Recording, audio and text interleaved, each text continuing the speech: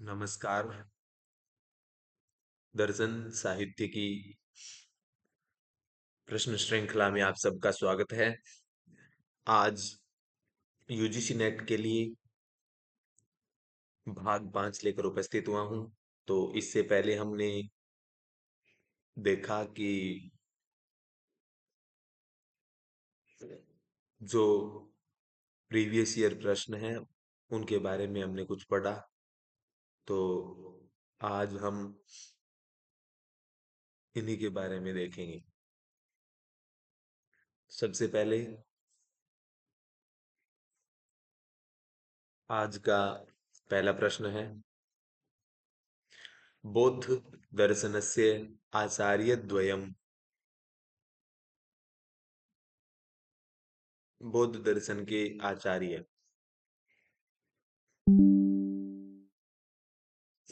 तो option 1 उमास्वाति, option 2 उदयनः, option 3 असंगः, option 4 धर्म कीर्ति। और अब इनमें से दो जो आचार्य हैं वो बौद्ध दर्शन से संबंधित है। तो उनको हम देखते हैं कौन से हैं। तो इस प्रश्न का सही उत्तर क्या होगा?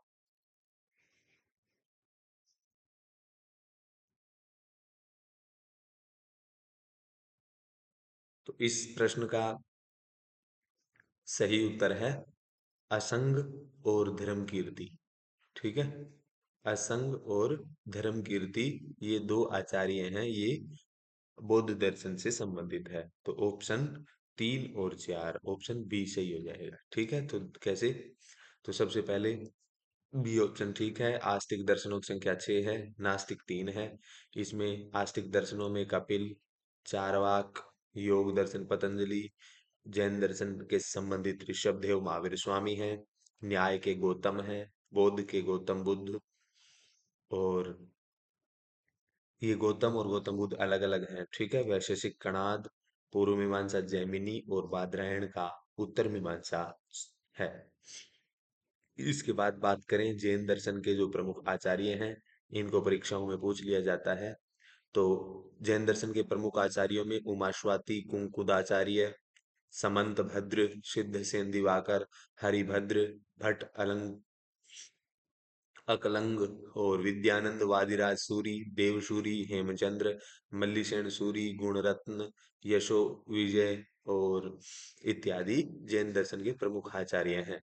ठीक है, ये ध्यान रखेंगे। और बौद्ध दर्शन के प्रमुख आचार्यों में नागार्जुन बहुत पूछे जाते हैं, आर्यदेव, बुद्धपालित, भाव विवेक, चंद्रकीर्ति, शांतिदेव, शांत रक्षित, मैत्रेयनाथ, आर्य असंग, वसु बंधु, स्थिरमती, दिंगनाग, शंकर स्वामी, धर्मपाल, धर्मकीर्ति, कुमारलाल, श्रीलात, धर्मत्रात, बुद्धदेव, यशोमित्र, वसुबंधु, संगभद्र, ये बौद्ध दर्शन के क्या है? प्रमुख आचार्य हैं। सांख्य दर्शन की बात करें तो सबसे प्राचीन आचार्य कपिल, आशुरी, पंचिक, विंध्यवासी, जेगिशव्य, वारसगण्य, ईश्वर कृष्ण इत्यादि सांख्य दर्शन के प्रमुख आचार्य हैं। और योग दर्शन के प्रमुख आचार्यों में बात करें तो महर्षि पतंजलि, व्यास, वाचस्पति मिश्र और विज्ञान भिक्षु ये प्रमुख आचार्य हैं। न्याय दर्शन के प्रमुख आचार्यों में बात करें, गौतम है, वात्स्यायन है, उद्योतकर, वाचस्पति मिश्र और जयंत भट्ट, भा सर्वज्ञ, उदयनाचार्य, गंगेश उपाध्याय, वर्धमान उपाध्याय, वासुदेव मिश्र, पक्षधर, रघुनाथ शिरोमणि, मथुरानाथ, जगदीश भट्टाचार्य और गदाधर भट्टाचार्य ये प्रमुख आचार्य हैं। ये तो पता होना ही चाहिए।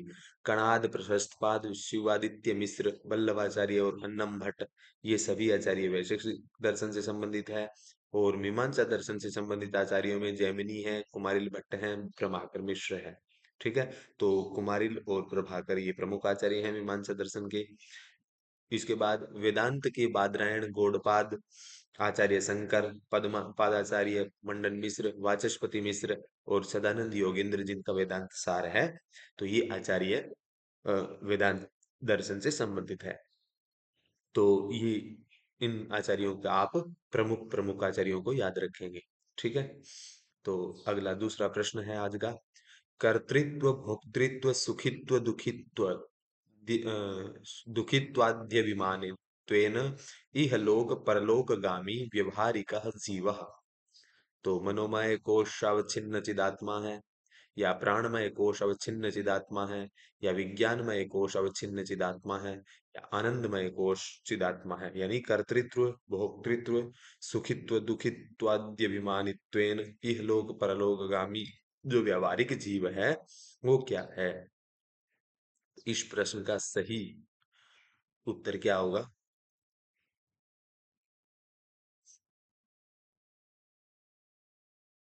प्रश्न अक्टूबर 2022 का है।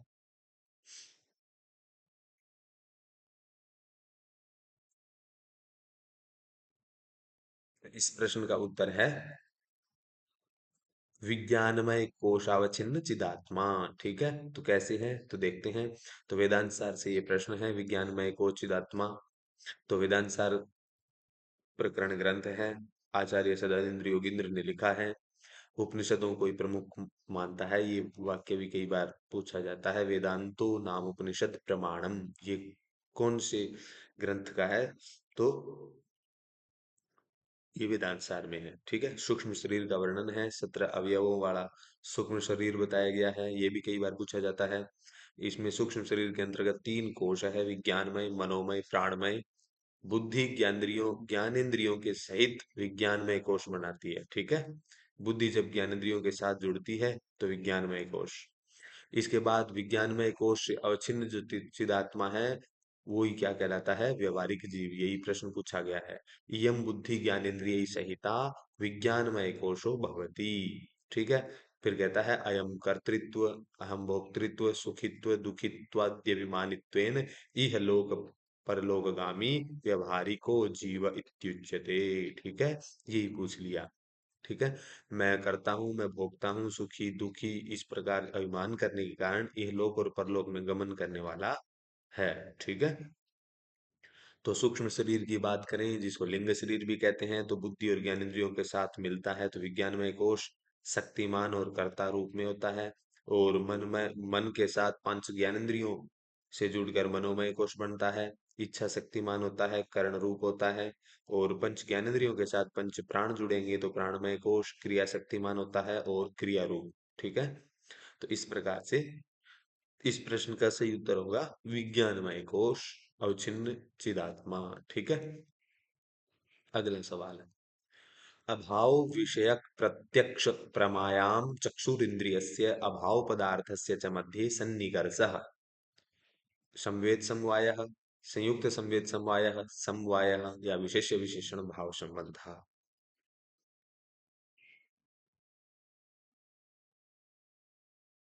तो इस प्रश्न का सही जवाब क्या होगा?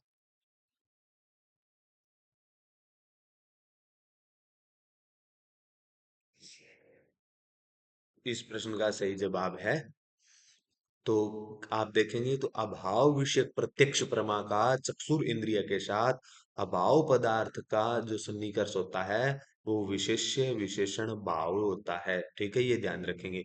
अभाव से आप ध्यान रखेंगे विशेष्य विशेषण अभाव। ठीक है, तो कैसे? आचार्य गौतम न्याय दर्शन के प्रवर्तक आचार्य हैं, और इन्होंने इन्होंने तर्क भाषा दर्शन एक प्रकरण ग्रंथ लिखा है। ठीक है, और इस प्रकरण ग्रंथ में उन्होंने सबसे पहले 16 पदार्थों और 7 वैशेषिक दर्शन के 7 पदार्थ और 9 द्रव्य और 24 गुणों का विस्तार से विवेचन किया है। ठीक है, किन्होंने? तर्क भाषा में केशव मिश्र ने। और तर्क भाषा की प्राचीन टीका चिन्नम भट्ट की है, जिसका नाम है तर्क भाषा प्रकाशिका। ये भी प्रश्न पूछा गया है, चिन्नम भट्ट की टीका का नाम क्या है? तर्क भाषा प्रकाशिका। प्रत्यक्ष का करणभूत इंद्रिय अर्थ का सन्निकर्ष साक्षात्कारी प्रमा का हेतु है, वो 6 प्रकार का है। ठीक है, कौन सा? इंद्रियार्थयोश यह सन्निकर्ष है साक्षात्कारी प्रमा हेतु षड विध एवं तद्यथा संयोग, संयुक्त समवाय, संयुक्त संवेद समवाय, समवाय संवेद समवाय और विशेष विशेषण भाव। ठीक है, सोडा सन्निकर्ष भी कहते हैं और इनको लौकिक सन्निकर्ष भी कहते हैं। तो कौन से हैं? तो सबसे पहले आप ध्यान देंगे, यदा चक्षुषा संयुक्ते भूतले घटा भावो गृह्यते इह भूतले घटो नास्ति। ठीक है, तो वहां कौन सा होता है? विशेष्य विशेषण भाव संबंध होता है। ठीक है, जब चक्षु से भूतल पर घट के अभाव का ग्रहण होता है तब विशेष विशेषण होता है। ठीक है, तो ये ध्यान रखेंगे आप। तो चक्षु इंद्रिय कौन सी? चक्षु है, विषय इसका घट है। और संयुक्त जब जुड़ेगी तो चक्षु घट रूप से जुड़ेगी। और फिर संयुक्त संवेद समवाय, फिर चक्षु में चक्षु इंद्रिय होगी और फिर घट रूप जाति। ठीक है, यानी सारे गणों का ज्ञान हो जाएगा। फिर समवाय सन्निकर्ष में श्रोत्र है, और श्रोत्र सुनने शब्द है इसका विषय। और संवेद समवाय में श्रोत्र है, तो शब्दत्व इसकी संवेद समवाय हो जाएगा। और विशेष विशेषण हो जाएगा चक्षु से जो भूतल पर यानी धरती पर घड़े का अभाव है, तो वो विशेष्य विशेषण हो जाएगा। ठीक है, तो इस प्रकार से आप याद रख रख सकते हैं। ठीक है, घट तरु घट तन्नील नीलत्व शब्द शब्दत्व जातय है, तो ऐसे आप एक पंक्ति भी मिलती है तो वैसे भी याद रख सकते हैं। ठीक है, अगला सवाल। तर्कस्य स्वरूपम अस्ति व्याप्कारोपेण व्याप्यारोपः, या सम व्याप्त्यारोपेण विषम व्याप्यारोपः, या विशेषणारोपेण विशेष्यारोपः, या व्याप्यारोपेण व्यापकारोपः। तो इस प्रश्न का सही जवाब क्या होगा?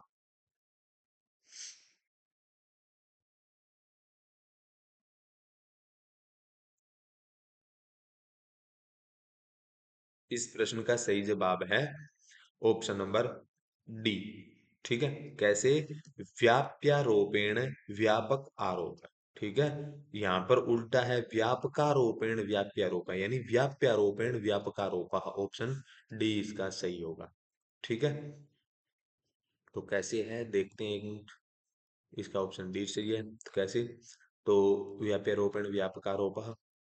तो तर्क संग्रह में अन्नम भट्ट अयथार्थ अनुभव बताते हुए कहते हैं, अयथार्थानुभव त्रिविधा संचय विपर्य तर्क भेदात। ठीक है, अयथार्थ अनुभव होता है वो तीन प्रकार का बताया है।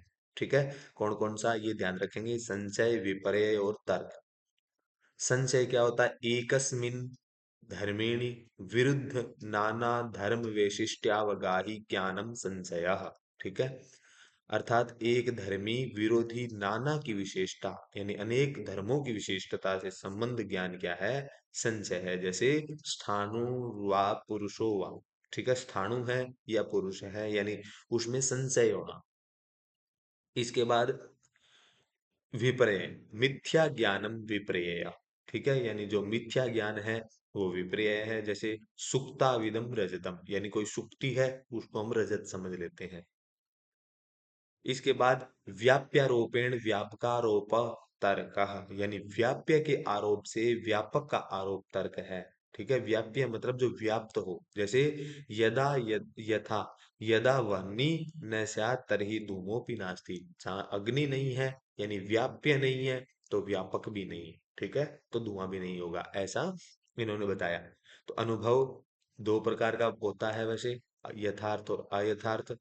यथार्थ अनुभव प्रत्यक्ष, अनुमान, उपमान और शब्द, ये चार प्रकार हैं। और अयथार्थ है वो तीन प्रकार का है, संशय, विपर्य और तर्क। ठीक है, ये सीधा भी पूछ लेते हैं कई बार, तो ये भी ध्यान रखेंगे। ठीक है, तो यह यथार्थ तीन प्रकार का, और यथार्थ है वो यानी जो सामने दिखता है वो प्रत्यक्ष, अनुमान, उपमान, शब्द, ये चार प्रकार के प्रमाणों से पता चलता है।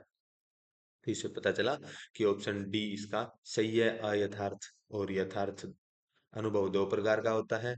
और उसके भेदों के बारे में इन्होंने बताया। फिर कह रहे हैं अगला प्रश्न है, यद विषयकत्वेन ज्ञानस्य अनुमिति विरोधित्वं तत्त्वम् अनेन वाक्येन कस्य लक्षणं प्रस्तूयते? उपमिति व्यापारस्य, हेत्वाभास सामान्यस्य, वैशिष्ट्यावगाहि ज्ञानस्य, या विरुद्धार्थापते विरुद्ध अर्थापत्तेः।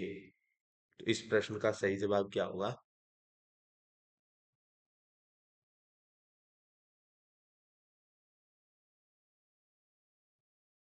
यद विषयकत्वेन ज्ञानस्य ज्ञानस्य अनुमिति विरोधित्वं तत्त्वं हेत्वाभास सामान्यस्य। ठीक है, ये लक्षण किसका है? हेत्वाभास सामान्य का है। तो कैसे? तो हेत्वाभास माने न्याय सिद्धांत मुक्तावली में विश्वनाथ पंचानन ने हेत्वाभास का निरूपण का किया है। ठीक है, तो इनका क्रम तो विशेष रूप से ध्यान याद करेंगे। अनेकांतो विरुद्धश्च चाप्य सिद्ध्य प्रतिपक्षित कालात्यापदिष्टश्च हेत्वाभासस्तु पंचधा। ठीक है, ये 5 प्रकार का हेत्वाभास इन्होंने बताया। कौन कौन सा? अनेकांतिक, विरुद्ध, असिद्ध और प्रतिपक्ष। ठीक है, 4 और कालात्यापदिष्ट 5 प्रकार का। ठीक है, फिर करें हेत्वाभास का लक्षण मुक्तावलीकार कहते हैं या न्याय सिद्धांत मुक्तावली लिखते हैं, यद विषयकत्वेन ज्ञानस्य अनुमिति विरोधी त्वम तत्वम।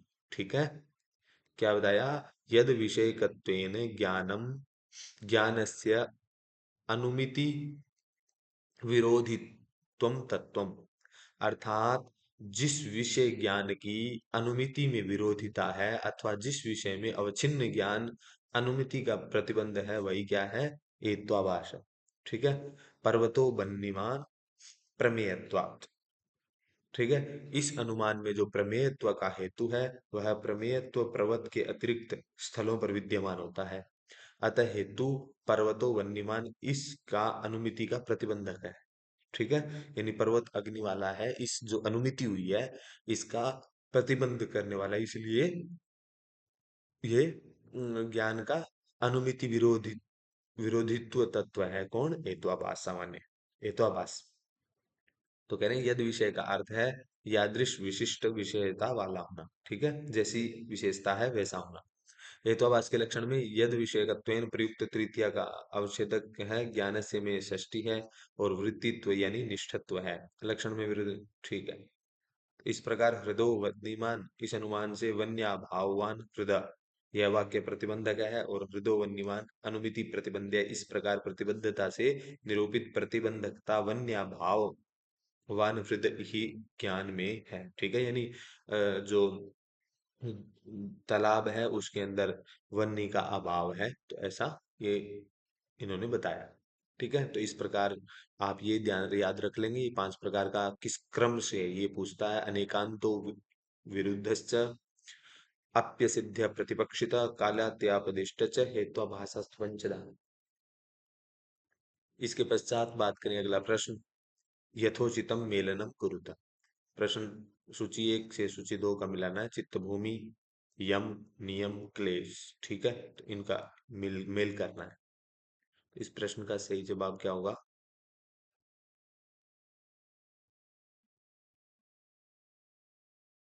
तो सबसे पहले देखेंगे चित्त यम, यम सत्य अस्तेय, अहिंसा सत्य अस्तेय, ये हो गया। और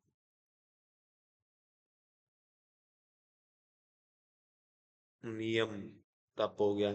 ठीक है, और तो बी का एक इसी में है। ठीक है, तो इसका बी उत्तर हो जाएगा। ठीक है, तो बी का एक, ए का 3 चित्त भूमियों में एकाग्र होती है और कलेश राग, तो इसका ऑप्शन बी हो जाएगा सही। ठीक है, अगला सवाल, व्याख्या क्या है? बी ऑप्शन ठीक है इसका। व्याख्या में चित्त भूमिया 5 है, तो ये याद करेंगे। क्षिप्त, मूढ़, विक्षिप्त, एकाग्रम, निरुद्ध। ठीक है, 5 प्रकार के क्लेश बताए हैं। अविद्या, अस्मिता, राग, द्वेषा, विनिर्षा, पंच क्लेशा। ठीक है, अविद्या, अस्मिता, राग, द्वेष और अभिनिवेश। यम, नियम, आसन, प्राणायाम, प्रत्याहार, धारणा, ध्यान, समाधयोर अष्टावंगानी। ठीक है, योग दर्शन के 8 अंग हैं, तो ये ध्यान करेंगे। और पांच पंच क्लेश अविद्या, अस्मिता, राग, द्वेषा, अभिनिवेशा, इनका क्रम भी पूछ लेते हैं। और चित्त भूमि, अक्षिप्त, मूढ़, विक्षिप्त, एकाग्र, निरुद्र, इनको भी क्रम में पूछ लेते हैं, ये भी आप ध्यान रखेंगे।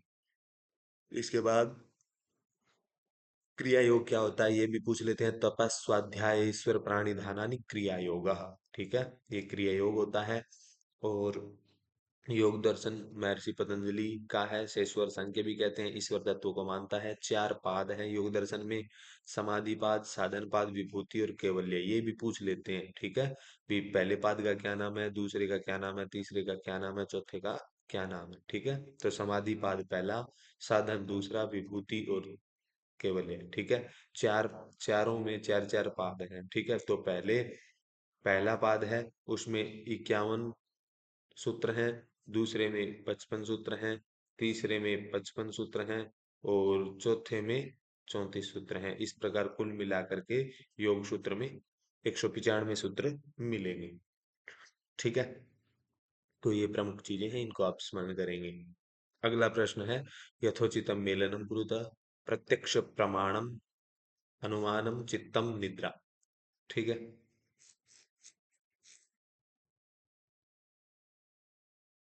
इस प्रश्न का सही उत्तर,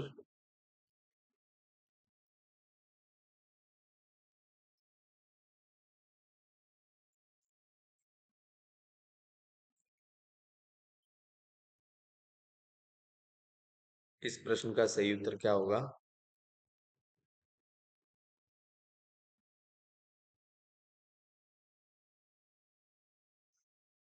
इसका सही उत्तर है ऑप्शन नंबर, कैसे तो देखेंगे, प्रत्यक्ष प्रमाण विशेष अवधारण प्रधानावृत्ति प्रत्यक्ष प्रमाणम, और फिर अनुमानम सामान्य अवधारणा प्रधानवृत्ति सामान्यम, चित्तम अभाव प्रत्यय लंबना वृत्ति निद्रा, तो ये मिल जाएगा, और प्रख्या प्रवृत्ति शीलम, ये, तो इसका तीन चार, तो तीन इसी में है, तो ऑप्शन सी इसका सही हो जाएगा। ठीक है,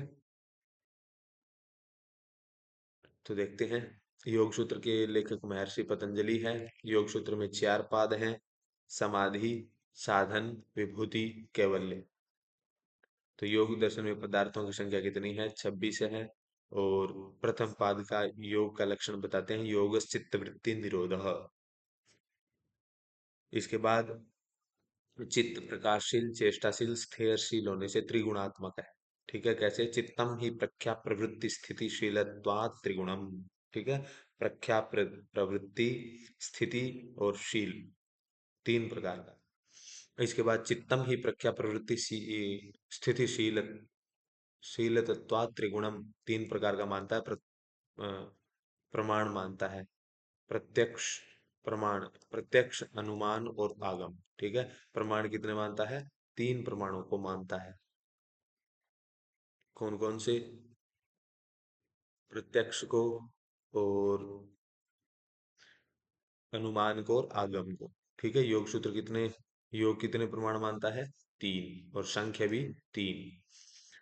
इसके बाद नलिका द्वारा वायु संपर्क होने से, तो कह रहे हैं विशेष अवधारण प्रधानावृत्ति प्रत्यक्ष प्रमाणम, ये इनके लक्षण है। अनुमान कौन सा है? सामान्य अवधारण प्रधानावृत्ति अनुमानम, और शब्द तदर्थ विषयावृत्ति श्रोतु आगमा। ठीक है, तो इन तीनों का लक्षण याद कर लेंगे। योग सूत्र में चित्त वृत्तियां पांच प्रकार की होती है, प्रमाण, विपर्य, विकल्प, निद्रा, सवितय, पांच प्रकार की है। और प्रमाण का लक्षण है प्रत्यक्षानुगमा आगमा प्रमाणानि, विप्रयो मिथ्या ज्ञानम तद्रूपम प्रतिष्ठम, शब्द ज्ञान अनुपाति वस्तु शून्य विकल्प, अभाव प्रत्ययालंबना वृत्ति निद्रा, और अनुभूत विषय संप्रमोश स्मृति। तो इनको आप याद करेंगे, स्मरण कर लेंगे इनको लक्षणों को। अगला, सम्यक दर्शनादि गुण जनित क्षयोपशमन निमित्तम अवचिन्न विषयम ज्ञानम, किम श्रुतम मति अवधि मन प्रयाय। तो ये भी प्रश्न महत्वपूर्ण है। इस सवाल का सही उत्तर क्या होगा?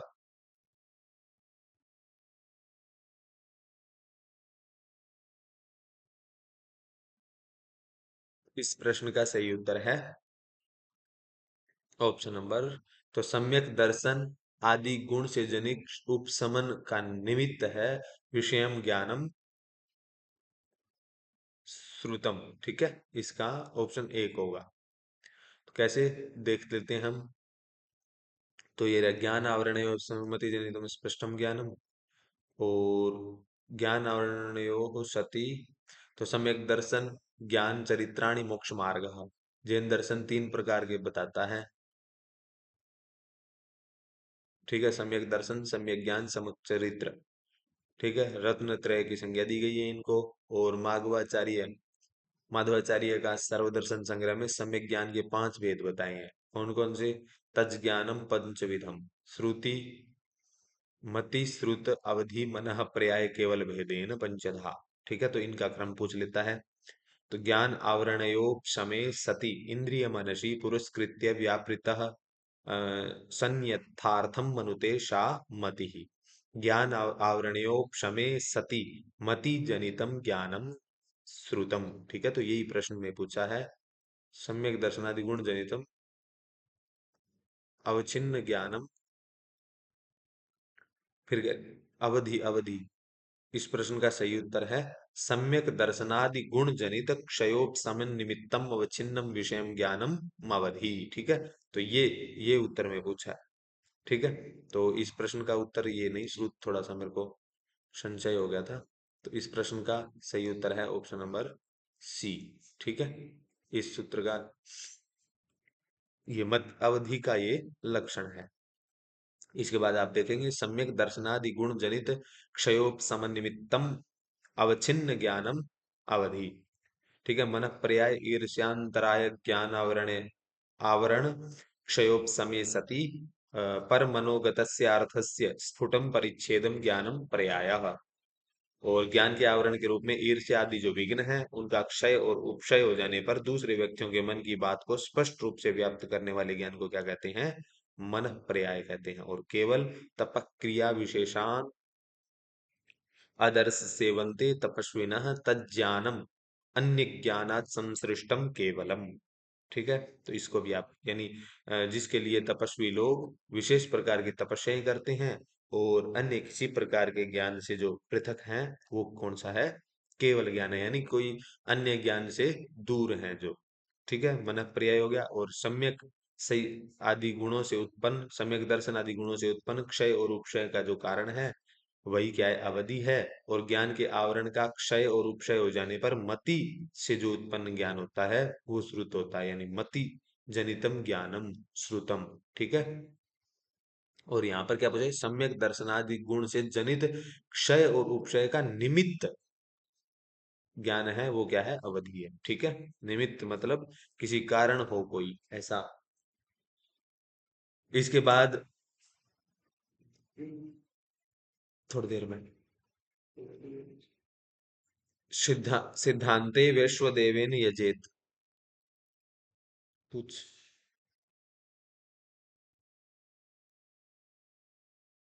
इसके बाद अगला देखते हैं।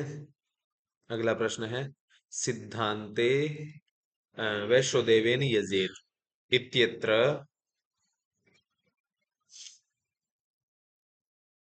इत्यत्र वैश्वदेव पदम योग नामधेयम अस्ति। तो उत्पत्ति विशिष्ट गुण बलीयस्त्वात् तत्प्रख्य शास्त्रात् या तद व्यपदेशात् या वाक्य भेदवयात्। ठीक है, तो सिद्धांते वैश्वदेवेन यजेत इत्यत्र वैश्वदेव पदम याग नामधेयम अस्ति। किस याग नामधेयम है? किसी नामधेय का ये उदाहरण है, तो ये ऐसा पूछ रहे हैं। तो अक्टूबर 2022 का सवाल है अर्थ संग्रह से।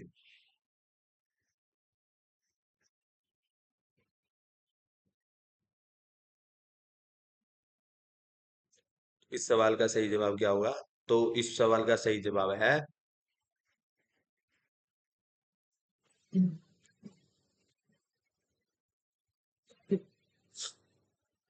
Option A. ठीक है, उत्पत्ति विशिष्ट गुण बलियस्त्वात् सिद्धांते विश्वदेवे नियजेत। ये तो कैसे है देखते हैं हम। तो सबसे पहले इसका प्रश्न ए ठीक होगा। तो अर्थ संग्रह के लोकाक्षी भास्कर हैं और अर्थ संग्रह में वेद का लक्षण कहते हैं अपौरुषेयम वाक्यम वेदः। और वो 5 प्रकार का है। सच विधि मंत्र नामधेय निषेध अर्थवाद वेदात पंचविधा। ठीक है, इनका क्रम भी पूछा हुआ है, ये ध्यान रखेंगे। विधि का लक्षण है तत्र अज्ञातार्थ ज्ञापको वेद भागो विधि। और इसका उदाहरण है अग्निहोत्रम जुहुयात स्वर्ग स्वर्ग कामः। इसके बाद मंत्र का अर्थ है प्रयोग समवेतार्थ स्मारका मंत्राः। और नामधेय नाम विधेयानाम विधेयार्थ परिच्छेदकतयार्थवत्वम। उदाहरण उद्भिदा यजेत पशु काम, नाम देय याग का नाम, किसी याग का नाम, यागों के नाम में उद्भिदा यजेत पशु काम, यह विधि वाक्य है जिसका अर्थ है पशु काम व्यक्ति उद्भिद याग करे। ठीक है। तो नाम ध्येय के निमित्त चतुष्टय, चार प्रकार के निमित्त हैं। मतवर्थ लक्षण बयात, वाक्य वेद बयात और तत्प्रक शास्त्रार्थ।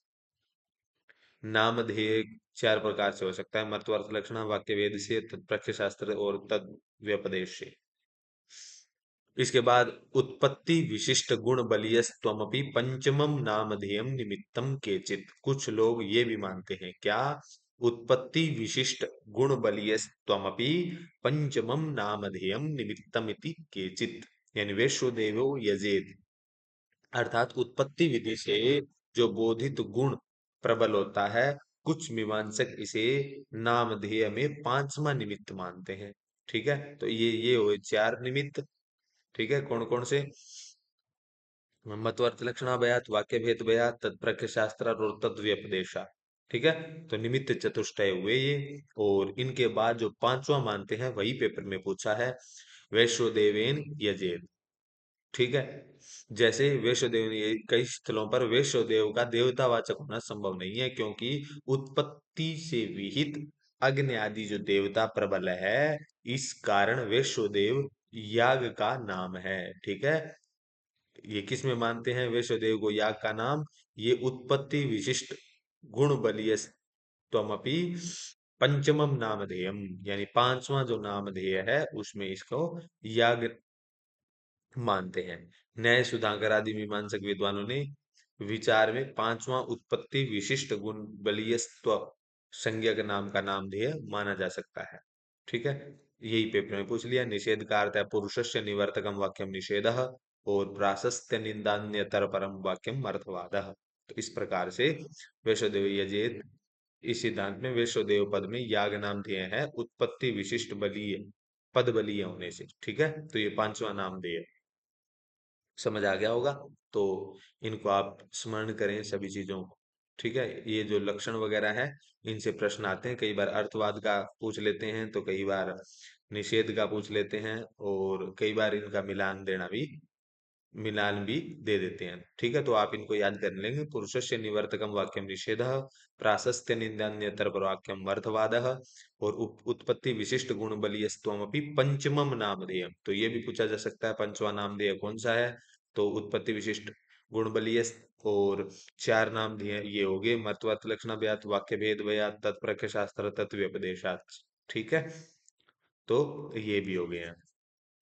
और नामधेय का ये लक्षण है, नामधेय नाम च विद्यार्थ वत्वम, और प्रयोग समवेतार्थ स्मारका मंत्रा, तत्र ज्ञाता वेद भागो विधि। ठीक है।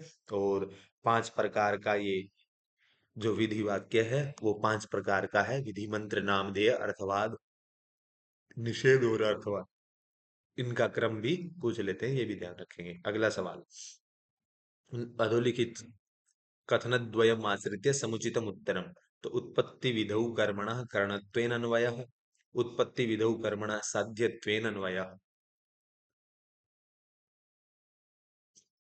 तो पहला दोनों सही है, दोनों गलत है, या पहला सही दूसरा गलत, या दूसरा गलत और दूसरा सही, यानी पहला गलत और दूसरा सही। ठीक है। तो ए बी सी डी कौन सा ऑप्शन सही होगा।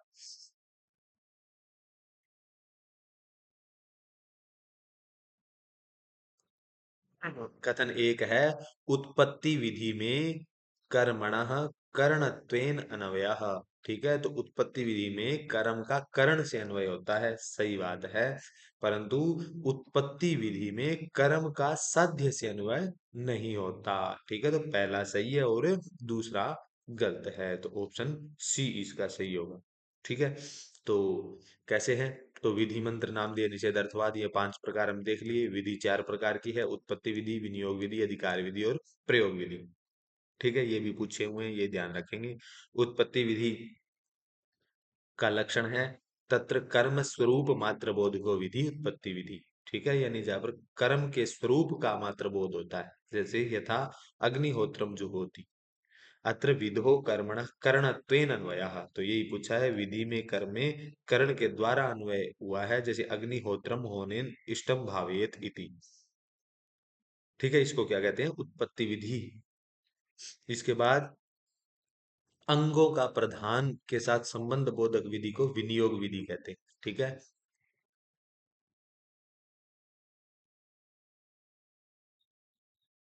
इसके बाद दधना जुहोती विनियोग विधि के अंगांगी भाव 6 प्रकार हैं। विनियोग विधि कितने प्रकार की है?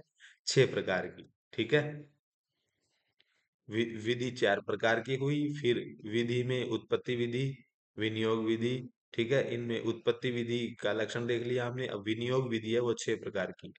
तो विनियोग विधि है श्रुति, लिंग, वाक्य, प्रकरण, स्थान, समाख्या। इनका भी क्रम पूछा हुआ है, ये भी आप ध्यान रखेंगे। ठीक है।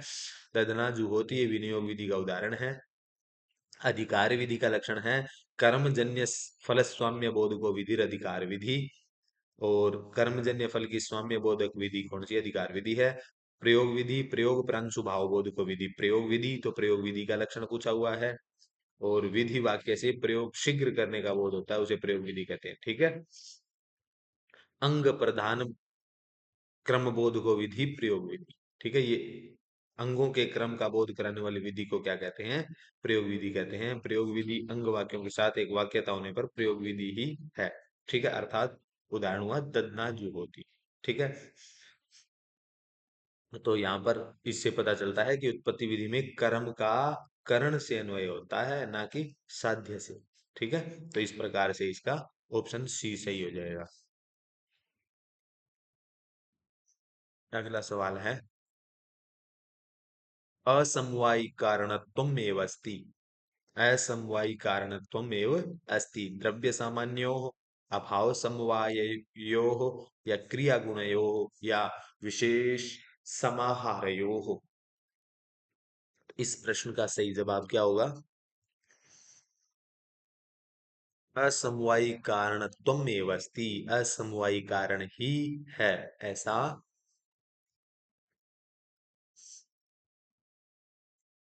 तो इसको देखोगे तो इस प्रश्न का सही उत्तर है क्रिया गुणयोः असमवायी कारणम। तो कैसे देखते हैं? न्याय सिद्धांत मुक्तावली आचार्य विश्वनाथ पंचानन कहते हैं असमवायी कारणत्वम द्रव्यस्य एव इति विज्ञेयम गुण कर्म मात्र वृत्ति ज्ञेयम अथाप्य समवाय हेतुत्वम। ठीक है। या गुण कर्म मात्र वृत्ति है, गुण और कर्म। ठीक है, ये क्या है? असमवायी कारण, असमवायी हेतुत्वम। ठीक है, ये असमवायी के हेतु है। कौन कौन से? गुण और कर्म। तो अर्थात समवायी कारण द्रव्य ही साधर्म्य है, ऐसा जानना चाहिए। असमवायी कारण को गुण और कर्म मात्र में रहने वाला जानना चाहिए। ठीक है, ऐसा कौन कहते हैं? न्याय सिद्धांत मुक्तावलीकार। ठीक है, तो यही पूछा। गुण कर द्रव्य गुण कर्म इन तीनों का समवायी कारण द्रव्य होता है, और असमवायी कारण गुण और कर्म ही होते हैं। ठीक है, ये देख लिया। और इस प्रकार से इस सवाल का सही जवाब होगा गुण क्रिया गुण योग। ठीक है। द्रव्य गुण और कर्म इन तीनों का क्या होता है? समवायी कारण द्रव्य ही होता है। ठीक है, ये ध्यान रखेंगे। अगला सवाल सट क्षमपत्तिषु न स्त मुमुक्षत्व तितिक्षा विषय उपरति। तो इस प्रश्न का सही जवाब क्या होगा?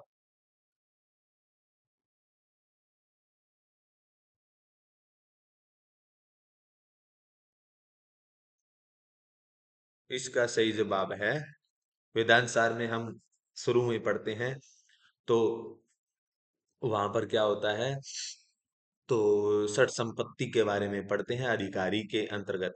तो सबसे पहले मुमुक्षत्व, और ये नहीं आती, और विषय ये नहीं आता। ठीक है। तो शम दम उपर्ति तितिक्षा। ठीक है, तो ये आती है। ठीक है, तो ये आती है उसमें। और तितिस ये 6 प्रकार की संपत्तियां हैं। सम दम उपर्ति तितिक्षा समाधान ऐसे। तो इसमें तितिक्षा आती है और उपरती आती है, तो कौन सा नहीं आता? ए और सी, ये दोनों नहीं आती। ठीक है, तो इसका सही उत्तर क्या हो जाएगा? ए और 3। तो ऑप्शन ए सही हो जाएगा। ठीक है। तो इसमें आते हैं ये, तो देखते हैं हम।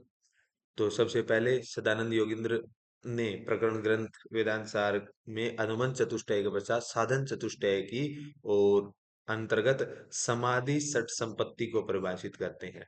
तो साधन चतुष्टय कौन कौन से? साधनानि नित्य नित्य वस्तु विवेक, इह मूत्रार्थ फल भोग विराग, समाधि षट संपत्ति और मुमुक्षत्वानि।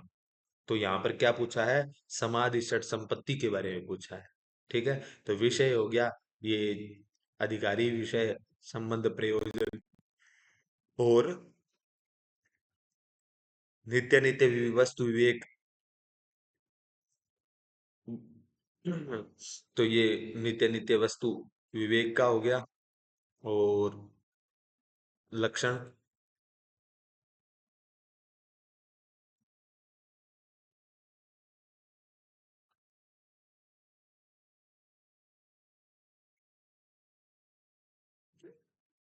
फिर कह रहे हैं इहामुत्रार्थ फल भोग विराग एहि का नाम सृक्चंदनादि विषय भोगानाम अनित्यतया तेभ्यो निद्राम विरति इहामुत्रार्थ फल भोग विराग। और ये समाधि समाधि षट संपत्ति समादयस्तु शम दमो तितिक्षा समाधान श्रद्धाख्या। ठीक है, सम दम उपरति तितिक्षा समाधानो श्रद्धा। ठीक है, तो इसमें क्या पूछा था? उपरति और तितिक्षा पेपर में आया हुआ है। ठीक है, ये पूछ रहे हैं कि इसके बाद इसका लक्षण है बोध ही एकमात्र ब्रह्म ही वस्तु है, उससे भिन्न प्रतीत सब कुछ अनित्य है। ठीक है, यानी वस्तु तत्व अन्यद अखिलम अनित्यमिति विवेचनम। ठीक है, ये नित्य हो गया। और शम क्या है? समस्ताव श्रवणादि व्यतिरिक्त विषयों मनसो निग्रह। और दम क्या है? दमो बाह्य इंद्रियाणाम तद व्यतिरिक्त विषयों निवर्तनम, यानी श्रोत्र आदि जो बाह्य इंद्रियां हैं, इनके श्रवण से अतिरिक्त विषयों के मन को हटाना ही क्या है? दम है। दम क्या है? यानी जो श्रोत्र आदि श्रोत्र चक्षु इत्यादि जो इंद्रियां हैं, इनसे जो इनको अतिरिक्त विषयों से हटाना ही क्या है? दम है। ठीक है, और सम क्या है?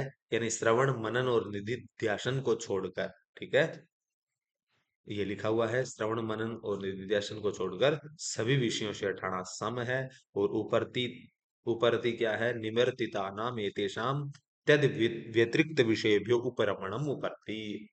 अथवा विहितानाम कर्मणाम विधिना परित्याग, यानी जो विहित कर्म है उनको विधि पूर्वक उनका परित्याग करना ही क्या है? उपरति है। इसके बाद तितिक्षा, तितिक्षा है शीतोष्णादि द्वंद्व सहिष्णुता। ठीक है, अर्थात शीत और उष्ण, आर जीत, मान अपमान, लाभ हानि। ठीक है, ये सब इन द्वंद्वों को सहन करना ही क्या है? तितिक्षा। समाधान क्या है? निगृहीतस्य मनसः श्रवणादौ तद तदनुगुण विषये च समाधि समाधानम, अर्थात निगृहित निगृहीत चित्त का श्रवण आदि तथा श्रवण आदि के अनुकूल विषयों में स्थिर हो जाना ही क्या है? समाधान है। और श्रद्धा क्या है? गुरु उपदिष्ट वेदांत वाक्य सुविश्वास श्रद्धा। तो ये लक्षण ध्यान रखेंगे। समाधान का क्या है? निगृहीत से मन से श्रवणादौ तद तद तदनुगुण विषय च समाधि समाधानम। और शीतोष्णादि द्वंद्व सहिष्णुता और मुमुक्षत्व मोक्षेच्छा। इस प्रकार मुमुक्षत्व क्या है? मोक्षता, ये चौथा। और ये छह समाधि षट संपत्तियां हो गई। और इनका लक्षण आप याद रखेंगे। और नित्य नित्य वस्तु विवेक, यह मूत्रार्थ फल वो विराग, समाधि षट संपत्ति। तो यहाँ पर ये थोड़ा सा मिस्टेक हुई है, एक मिनट इसको देख लेते हैं।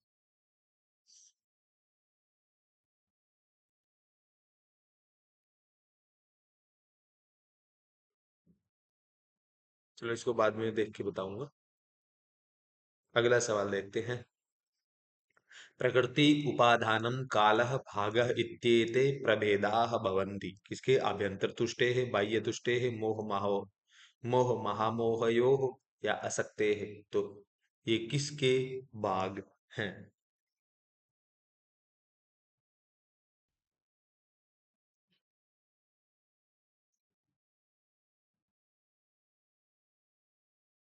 इस सवाल का सही जवाब क्या होगा? तो इसका सही जवाब है आभ्यंतर तुष्टि। ठीक है।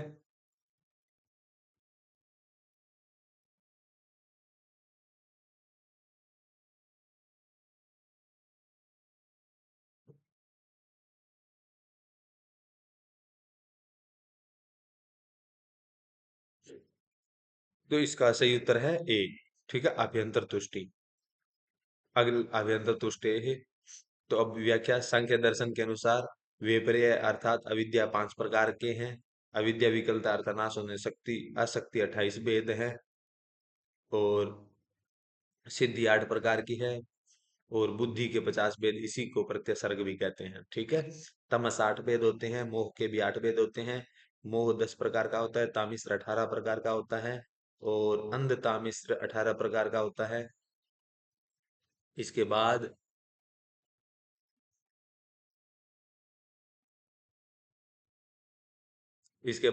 ईश्वर कृष्ण संख्या कारिका में लिखते हैं, क्या आध्यात्मिक चतस्र प्रकृत्युपादान काल भागाख्या।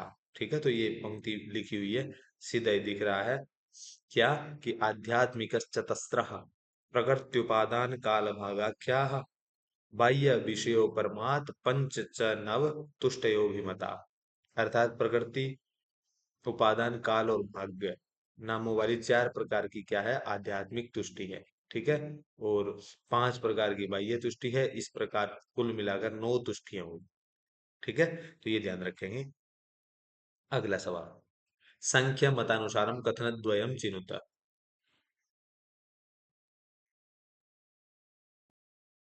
तो ऑप्शन ए, प्रकृति आत्मना आत्मानं बदनाति। प्रकृति आत्मना आत्मानं न बदनाति। प्रकृति पुरुषं बदनाति। या प्रकृति आत्मानं प्रकाश्य निवर्तते।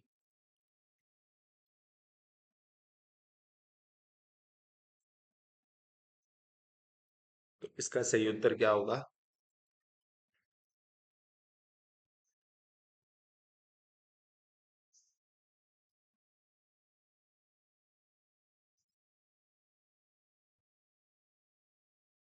इस प्रश्न का सही उत्तर है, तो सबसे पहले तो ये ठीक है, प्रकृति आत्मना आत्मानं बदनाति। ठीक है, एक ये ठीक है। और इसके बाद प्रकृति पुरुषम बदनाति, ये भी ठीक है। तो इसका सही उत्तर है एक। नहीं नहीं नहीं नहीं, ये तो गलत है तीसरा। ये तीसरा गलत है। और प्रकृति ही आत्मानं प्रकाश्य विनिवर्तते, यानी प्रकृति अपने आप को प्रकाशित करके निवर्तित हो जाती है। ठीक है, तो इसका 1 और 4 सही होगा। ठीक है, 1 और 4 बी ऑप्शन इसका सही है। तो आचार्य इस कृष्ण प्रकृति की निवृत्त प्रक्रिया को समझाते हुए कहते हैं, रंग से दर्शयित्वा निवर्तते नर्तकी यथा नृत्या। जिस प्रकार से रंगमंच को देखता हुआ नर्तकी चला जाता है, पुरुषस्य तदात्मानं प्रकाश्य विनिवर्तते प्रकृति, वैसे ही पुरुष को और अपने आप को प्रकाशित करके चली जाती है प्रकृति। ठीक है। फिर एक और वास्तविक स्थिति बताते हो, तस्मान न बध्यते धा न मुच्यते नापि संसरते कर्षित संसरति बध्यते मुच्यते नाना श्रेया प्रकृति।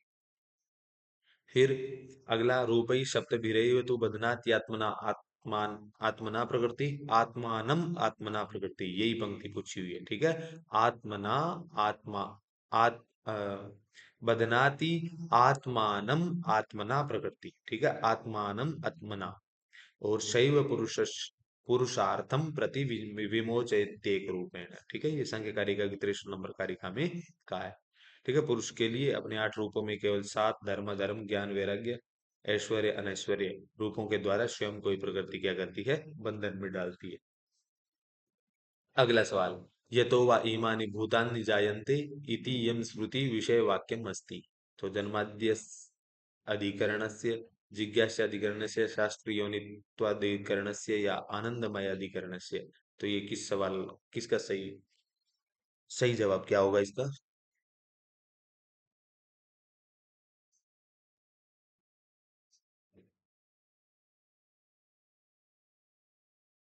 तो इस प्रश्न का सही जवाब है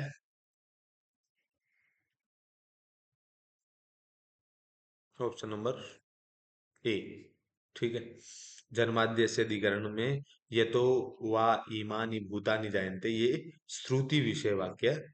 इसमें। ठीक है। तो बादरायण ब्रह्मसूत्र है, 4 अध्याय समन्वय ब्रह्मसूत्र का है ये। ठीक है। और द्वितीय अध्याय अविरोधाध्याय, तृतीय अध्याय साधन अध्याय और फिर फलाध्याय। ठीक है। समन्वय, अविरोध, साधन और फल। ब्रह्म का लक्षण कहते हैं तटस्थ लक्षण है। ठीक है। जन्माद्यस्य यतः ब्रह्मसूत्र, पदच्छेद जन्मादि अस्य यतः। और इस सूत्र के भाष्य में कहा है यतो वा इमानि भूतानि जायन्ते, तैत्तिरीय संगीता के 3.1। अर्थात ये आकाश आदि सारे भूत उत्पन्न होते हैं। वाक्य में उत्पत्ति, स्थिति और नाश का क्रम दिखाई देता है। और इस प्रकार अभिन्न निमित्तोपादन उभयात्मक कारण क्या है? ब्रह्म है। ठीक है। तो ये उदाहरण जन्माद्य से यतः इस सूत्र के अंतर्गत दिया गया है। अगला सवाल, पक्षस्तायाः लक्षणमस्ति। तो शिशादईशावत्तभाव प्रपक्षता, शिशादईशा विरह सिद्धि पक्षता, या शिशादईशा विरह विशिष्ट सिद्धि अभाव पक्षता, या शिशादईशा विरह विशिष्ट सिद्धि पक्षता। ए, बी, सी और डी।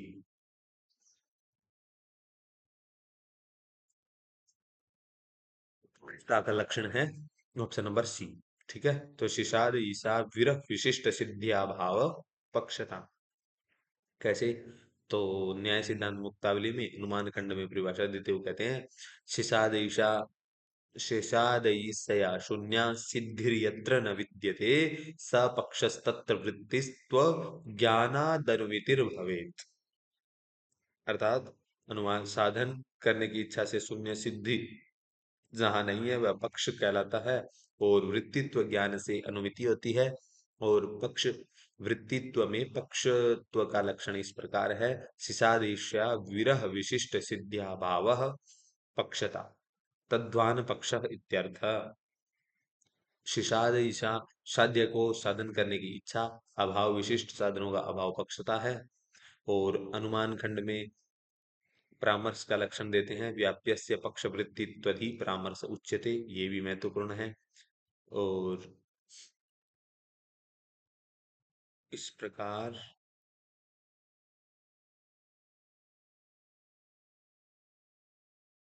इससे क्या है, साध्यवद अस्मिन उदाहरण। ओहो, ये यहाँ आ गया क्या?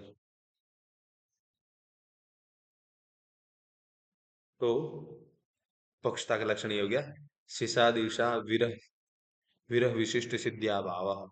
ठीक है। अगला सवाल, अगला सवाल है,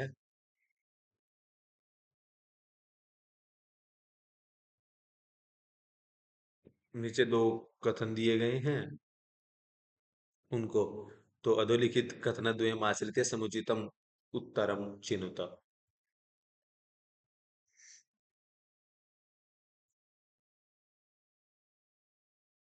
सत्वम लघु प्रकाशकम और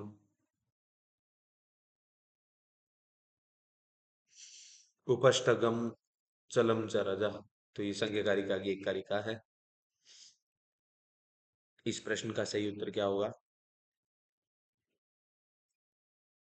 तो आसान सा सवाल है, ये दोनों सत्य हैं। ठीक है।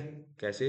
लघु सत्व लघु और प्रकाशक होता है, और उपष्टकम चलम चर तमः, ये गलत है। ठीक है।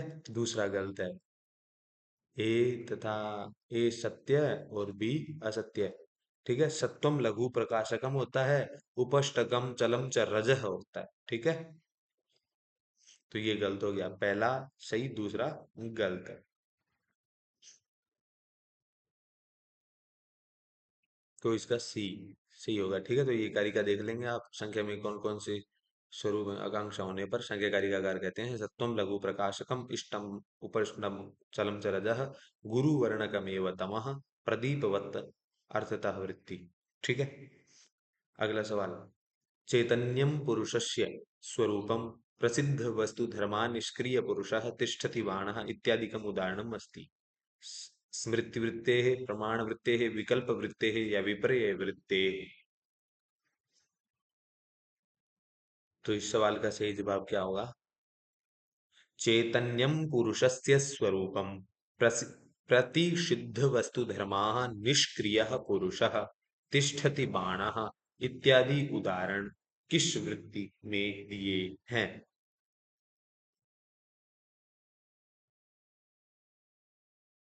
तो इसका सही जवाब है ऑप्शन सी। ठीक है, विकल्प वृत्ति के अंतर्गत दिए हैं। कैसे, देखते हैं। महर्षि पतंजलि योग दर्शन में चार पाद हैं, तो विकल्प वृत्ति का विकल्प वृत्ति का स्वरूप बताते हुए कहते हैं, शब्द ज्ञानानुपाति वस्तु शून्यो विकल्पा। ठीक है, तो विकल्प यानी अवस्तुवाचक शब्द से उत्पन्न, शब्द ज्ञान से उत्पन्न तथा निवर्तक होता है। वृत्ति के भाष्य में क्या कहा है? चैतन्यम पुरुषस्य स्वरूपमिति, चैतन्य पुरुष का स्वरूप है। और प्रतिसिद्ध वस्तु धर्मा निष्क्रिय पुरुष, इस प्रकार वस्तु धर्म से हीन पुरुष, पुरुष क्या है? निष्क्रिय है। तिष्ठति बाण स्थास्यति, स्थित, बाण स्थित है, स्थित होगा, स्थित था, यहाँ गति निवृत्ति परक धात्वर्थ का ही बोध हुआ है। और तथा अनु अनु तथा अनुत्पत्ति धर्मा पुरुष इति, वैसे ही उत्पत्ति धर्म रहित पुरुष है। ठीक है, तो प्रत्यक्ष अनुगम ये प्रमाण है। विप्रे मिथ्या ज्ञान मत ध्रुव प्रतिष्ठम अभाव प्रत्यालंब वृत्ति निद्रा अनुभूत विशेषम प्रमोश स्मृति। तो इससे विकल्प वृत्ति का भाष्य के अंदर ये उदाहरण दिए हैं। ठीक है, तो ये ध्यान देंगे। तो चैतन्यम पुरुषम स्वरूपम इति, प्रतिषेध वस्तु धर्म निष्क्रिय पुरुषः, तिष्ठति बाणः, तथा अनुपपत्ति अनुत्पत्ति धर्मा पुरुष इति, ऐसा चार उदाहरण इन्होंने दिए। किसमें? विकल्प वृत्ति के अंतर्गत योग सूत्र में। इसका सही उत्तर होगा ऑप्शन सी। अगला सवाल, विनियोग विधेय प्रमाण कर्मशः लिखत, लिंग वाक्य श्रुति प्रकरण स्थान। ये मैंने इससे पहले बताया था कि क्रम लगाना पूछते हैं, तो ये पूछा हुआ है। तो इस सवाल का सही जवाब क्रम लगाना है।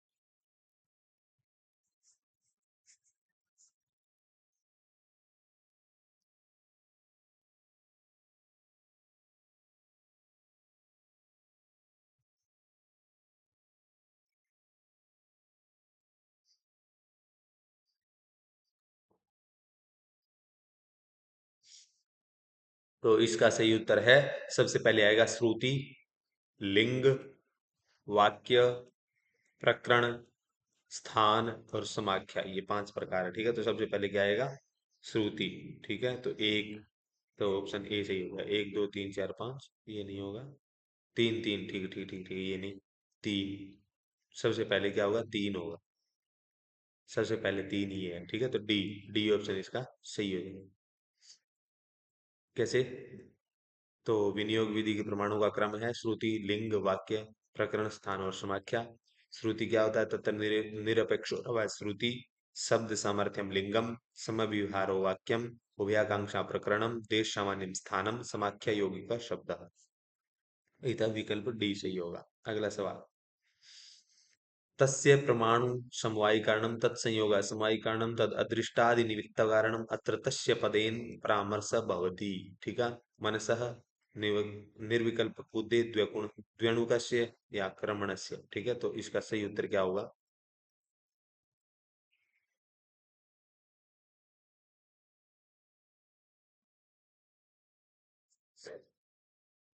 इस सवाल का सही उत्तर है द्व्यणुक। ठीक है, यहाँ पर तस्य पद से किसका बोध हुआ है? द्व्यणुक का बोध हुआ है। ठीक है, तो द्व्यणुक से तर्क भाषा के निर्माता कृष्ण मिश्र हैं। 16 पदार्थ बताए हैं। और प्रमेयों की संख्या 12, आत्म शरीर इंद्रिय अर्थ बुद्धि मन प्रवृत्ति दोष प्रत्यय भाव फल दुख अपवर्गास्तु प्रमेयम।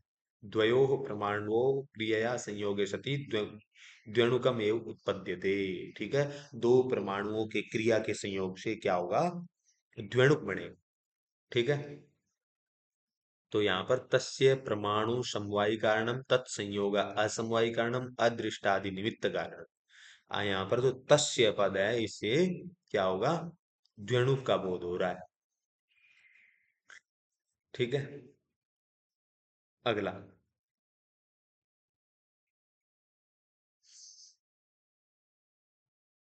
अगला सवाल है, अधोलिखित कथनद्वयम् आश्रित्य समुचितम उत्तरम। परिसंख्या त्रिदूषण कथनम, श्रुतहानात् अश्रुत कल्पनात् प्राप्त बाधः। तो दोनों सही है या दोनों गलत है, या पहला सही दूसरा गलत, या दूसरा सही पहला गलत?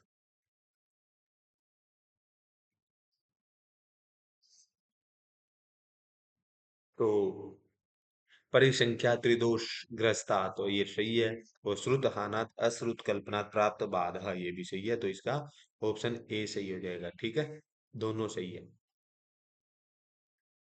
तो ए ठीक है। वाक्य अर्थ संग्रह मीमांसा दर्शन का लघुकाय प्रकरण ग्रंथ है, जिसके लोकाक्षी भास्कर हैं। ठीक है, कौन है? लोकाक्षी भास्कर। धर्म का लक्षण बताइए इन्होंने, भावना का लक्षण, उसके वेद, वेद का लक्षण, उसका विभाग, विधि का लक्षण और उसके प्रकार। विधि 5 प्रकार के बताए हैं। तत्र अज्ञातार्थ ज्ञापको वेद भागो विधि, ऐसा है ना। तो विधि, मंत्र, नामधेय, निषेध, अर्थवाद, इनका विक्रम पूछते हैं, ये ध्यान रखेंगे। इनका लक्षण भी पूछते हैं, ये भी ध्यान रखेंगे। इनके प्रकार भी पूछते हैं, ये भी ध्यान रखेंगे। ठीक है। 3 प्रकार से मंत्र, मंत्र नामक वेद विभाग की व्याख्या करते हुए 3 प्रकार की अलग अलग विधियों का उल्लेख किया है। किसने? लोकाक्षी भास्कर ने। पहला अपूर्व विधि, प्रमाणांतरेण अप्राप्तस्य प्राप्को विधि अपूर्व विधि। नियम विधि, पक्षीय प्राप्तस्य प्राप्को विधि नियम विधि। परिसंख्या विधि, उभयोश्च युगपत प्राप्ता वितर व्यावृत्ति परो विधि।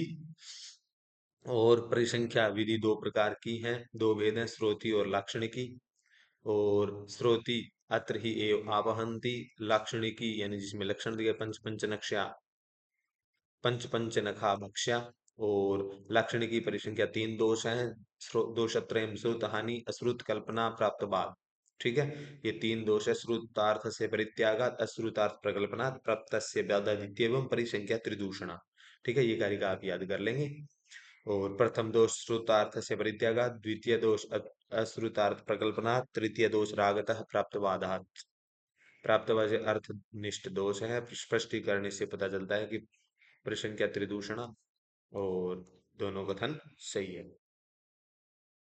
तो इस प्रकार से हमारा आज के प्रश्न श्रृंखला समाप्त हुई।